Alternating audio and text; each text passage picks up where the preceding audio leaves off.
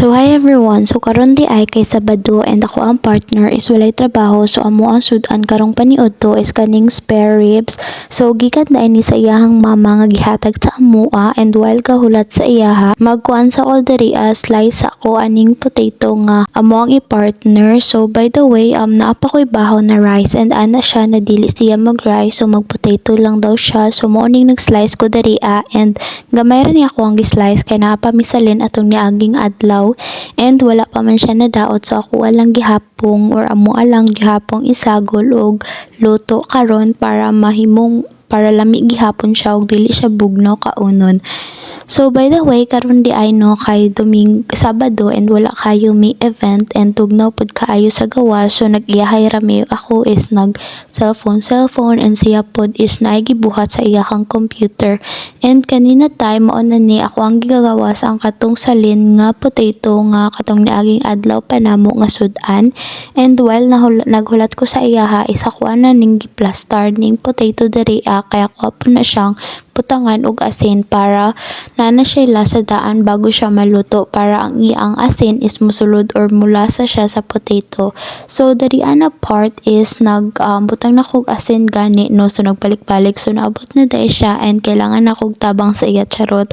So nag-ask ko sa iya kung pwede ba ko niyang tabangan kay wala ko kabalo or wala ko idea og kung saon ako pagbutang.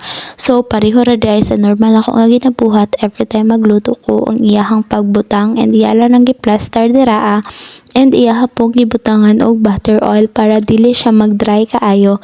So by the way giluto ni namo siya sa 190 degrees Celsius, and then giluto namo for 30 minutes or 35 minutes, and then gipreheat namo daan.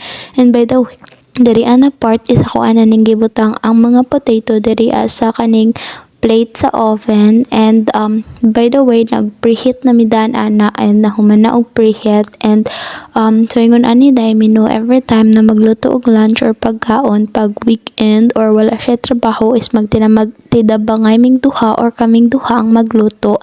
And karon while ga voice over di ay ko kay naa siya sa TV room nagtan-aw siya og salida, and ako is nag voice over kadali, and after na ako mag voice over kay magluto or mag-prepare na pud ko sa iyahang panihapon, kay dapat before 8 PM dapat diha na siya magkaon og panihapon and dili na pagabi kaayo. So ingon ana namo ang routine diri and by the way naka-adjust na pud ko sa pagkaon diri nila no, dili jud everyday nga morning, lunch ug evening na ay rice. So every lunch lang mi na ay rice. So by the way while nag-prepare na siya dira og tiwas, ako apong gianam-anam og labay ang basura para dili kayo hugaw, and ako apon ning gitrapuhan ang counter diri para after niya og prepare is gamay na lang ko og hinluonon. And by the way while ga voice over diri murag hapit na ko matok-an, charot. So dili kayo ko nagakuan ginamute din ako ang mga video mostly kay na mga conversations na private na kaayo, dili pud ko gusto na i-share nako sa inyo or unsa ba nga kanang personal lamang gud kaayo. So mo nang gina-voice over lang dai nako no. And by the way gusto na ko mag-thank you sa mga nanonood sa ako ang mga video diri YouTube ug diri sa Facebook, and thank you so much sa mga nag-follow o nag-add friends ako. And by the way hopefully i-career na nako ni og dili maabot sa point nga tapulan ko og edit og video and tapulan ko og share og video. So, dili magud ko ganahan na i-raw video lang siya and then diretso na ko upload kay naay mga unnecessary kaayo na mga clips na pangit kaayo and dili jud siya nice or kanang nakoy gilakaw and dugay and then taas kayo og time and dingan ana. So ganahan ko na gina-edit na ako ang video kay kanina mga video is gina-upload pa din ako sa ako ang YouTube channel. So kung wala pa mo naka-subscribe sa ako ang YouTube channel, so naka-pinpoint din ni siya sa Facebook page if sa Facebook ninyo ni makita na video.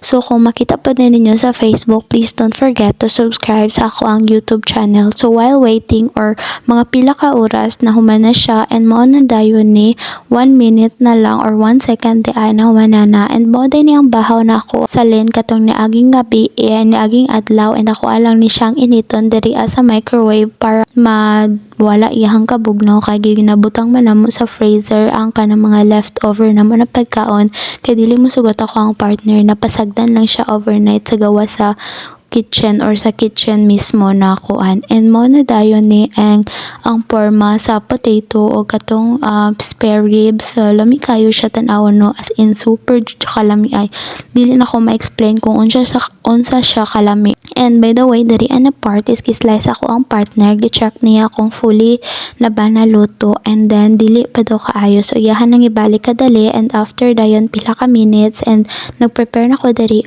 sa amo ang pagkaon or sa amo ang plate, and then nag-prepare na pud ko sa iyahang drinks ug sa ako ang drinks. So nag-water lang dai ko diri ana part, and makita ninyo inigkaon ako na super jud nako na enjoy kay bahalag kanang ayaw lang jud ko tagai og breast chicken or kanang mga puro unod. Bahalag tagaan ko ninyog tiil sa manok, tiil sa baboy, or mga bukog-bukogod kanang mga ribs, mga liog, mga wings, mga ingon ana ma-enjoy jud nako ug ma-appreciate jud nako nagtaman basta ingon ana ng mga pagkaon. So dili kayo ko into kanang unod jud ambot ngano, pero ganahan jud kay ko magkit-kit og mga bukog-bukog. So by the way, kamera ni siya na video, wala na nako gihumano kay lain pud kayo ulaw sad kayo ug humano na ko ni siya. And wala na ako ginapil ako ang partner sa akong pagkaon because gusto na ako ang Facebook is personal lang, or sa ako lang ni siya jud, or ako ang nang permi makita ninyo, or mga lugar diri na ako ang gusto i-share sa inyo ha, kay para na pud sa iyang privacy ug sa iyang work. And then diri